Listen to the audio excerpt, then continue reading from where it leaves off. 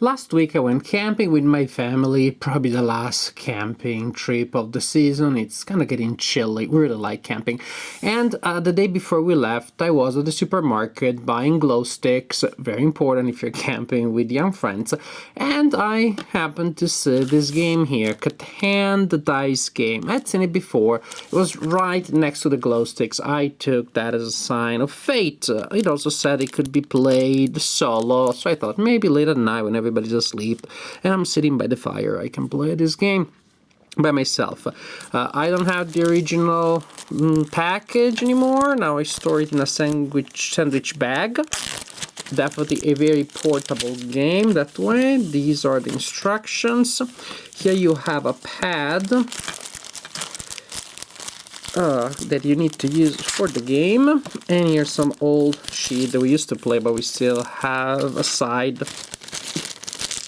that we haven't used, so I still store them with the main thing. Each player in this game will use a sheet from this pad, and each sheet has two sides which actually work in different ways, Island 2 and Island 1, and they're slightly different games. So let's start from Island 1. Each player needs a pencil. Each player will start building from here where you see that arrow, and the idea is that you will fill in roads, settlements, knights, cities as you build them, and starting from there you will start moving around building stuff.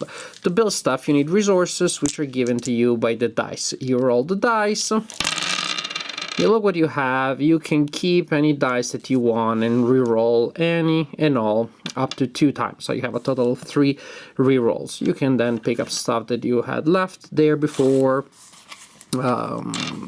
save dice, reuse dice, as long as you don't roll more than 3 times. Once you're done with your rolls, you will spend dice to purchase stuff. For example, this is a pretty good roll that I have here because I had the right resources to build a settlement. I got the bricks, the wood, the sheep, and the food here. So I would be able to build that, and I can because it is adjacent to my initial arrow. Basically, when you start the game, you can only build a settlement here or a road. You can build a road through an unbuilt settlement, otherwise things have to be adjacent. And actually there are also knights here that they're not connected to anything, but they need to be built in order. And in general, with the exception of roads, they really have an order because they all are worth 1 point. Settlements, knights, and cities do need to be built in order. So if you want to build this city here, you need to build this other city here before. You can spend your dice to buy multiple things in a turn if you have sufficient resources. For example, in this case, this would be a really neat roll because I would be able to build a road and a settlement. And when you build something, you earn that amount of points. When you're done with your turn and we're done with your building, you will record in the first box here the number of points that you scored. If I were able to build these 2 things, I would score 4 points, I'll write 4 there. So each turn you write down a number there. If you don't build anything, you write a -2. So you do need to build something every turn if you don't want to lose points. So this track here keeps track of the points that you're earning, but it is also the time track of the game. When you have taken these many turns, when everybody has taken these many turns, the game is over.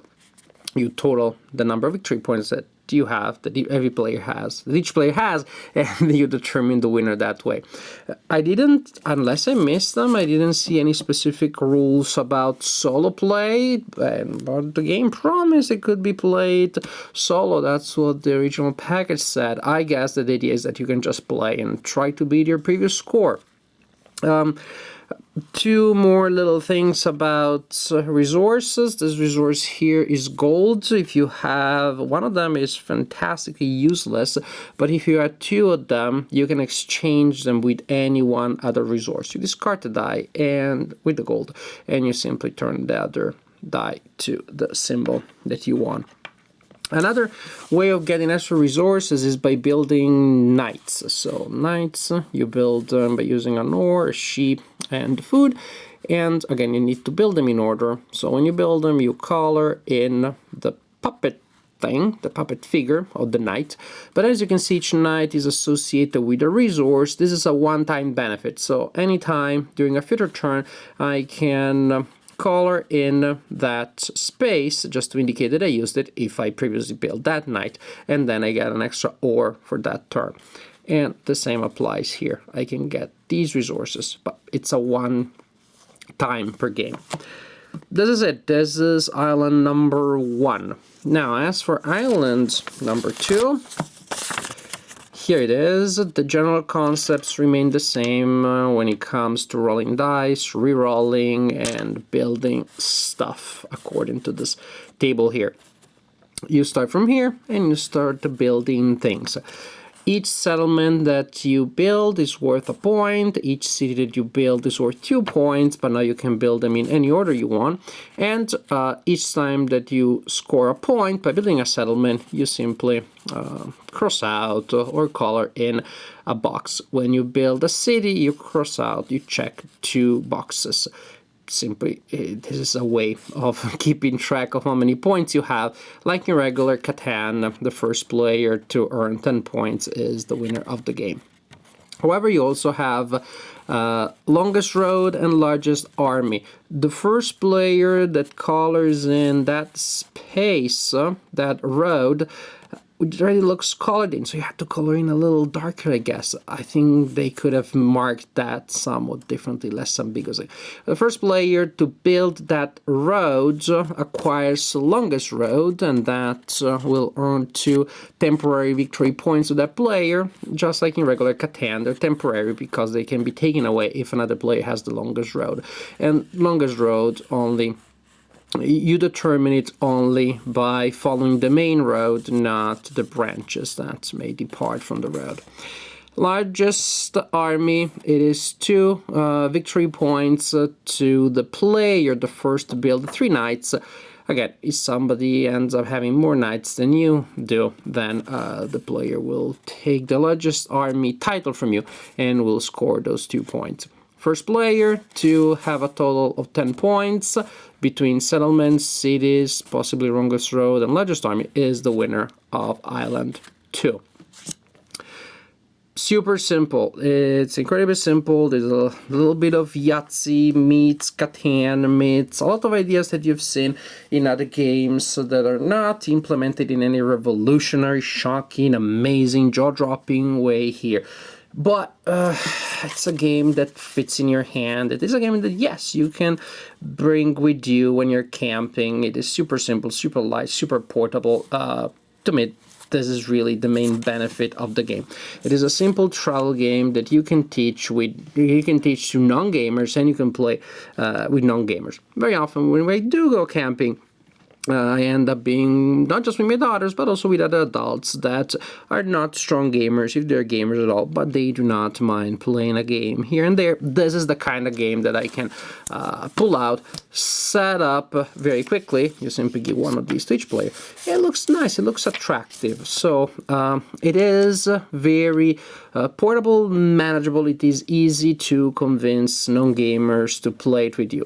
It's not gonna be the most epic experience for you ever, but it's still better than not playing any games at all. Also, it is better than regular Catan. That's just my thing, because I just played Settlers of Catan so many times. I'm so burned out that anything that kind of looks like Catan but is shorter than the original Catan, to me, is better.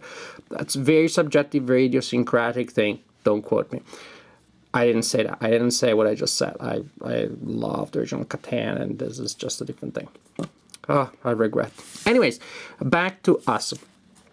Simple travel game. Also, it has worked well with my 5-year-old daughter, Amelia. She really likes it. She gets it. There is nothing too complex in this game. She had played other games before where you roll dice and you use them to create things, to build stuff. She played King of Tokyo, which actually is more complex than this one. And the idea of coloring things in, the kids really like it. Actually, even my 3-year-old daughter, Louisa, enjoys it. Of course, she doesn't really get the game, so we help her.